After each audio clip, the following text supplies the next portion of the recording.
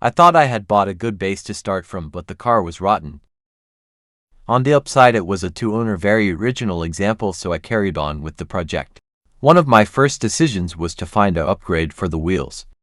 I found a very rough set of BBS alloys which I bought and sent away to be refurbished. I was impressed it still had the original dealer plates on from when it was new, and it also has the original bill of sale. Now I had to make some decisions as to what I wanted to achieve from the car. Should I leave it original or do some modification? I decided to do a few modifications. See if you can spot them later in the video.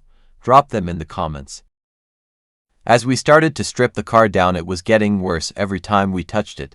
It was turning into a nightmare. We bought lots of new panels and cut them in as I was trying to keep the car as original as possible.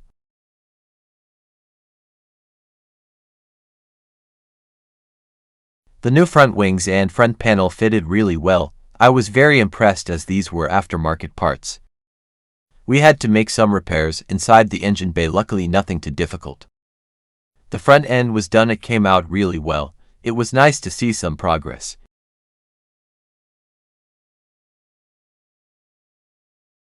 Now we started on the back of the car, which was going to be our biggest challenge. We cut out all the rust, then cut in new inner and outer wheel arches. We repaired the seals and floor pans and replaced the lower rear panel. We noticed a small rust patch around the petrol filler cap. When we started to grind it out, it turned into a large hole, so a replacement panel was needed. We had welded most of the new panels in. It was starting to take shape.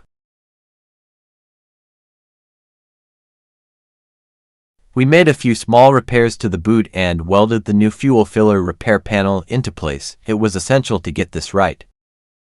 With the welding completed, we started carrying out the filler work to smooth the repairs out and started to rub the car down, ready for primer.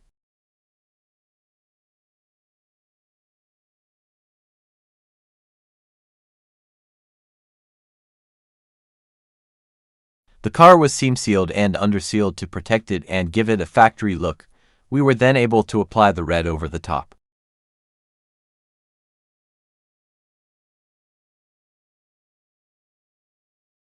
The car was then ready for the high build primer.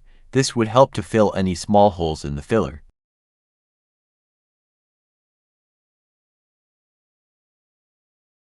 The long process of block flatting the primer could then begin. This process was repeated on all the panels in preparation for the new paint work. We decided to use water-based paint. The preparation is essential to how the new paint job will turn out.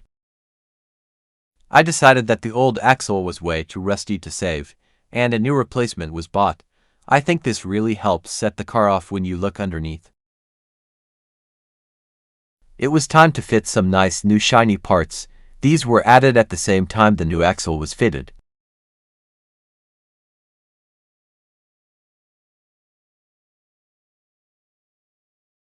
The big day had finally come. It was time to see all the hard work in the preparation come to life. It took the best part of a day to paint the car and then the panels. The paint had come out really well. We used optical. It's only a mid-range product but has given a very nice finish. I was pleased that the paint didn't drop back over the coming days. The bumpers and plastic trims were refurbished. They were in good condition, just faded.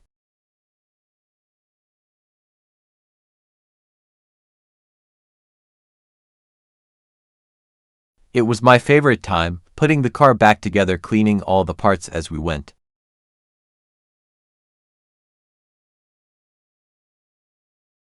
New brake calipers were bought as the old ones were completely seized. I decided to paint them in the same red as the car. Some more shiny bits arrived. The underneath now looks fresh. We had to replace the fuel straps as the old ones were rotten. The refurbished BBS wheels were fitted. They totally transformed the car.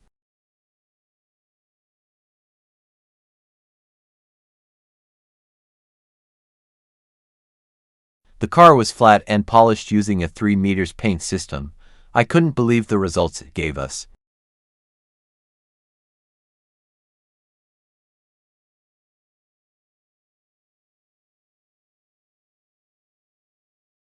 The finished car, what do you think of it? Did you spot my modifications?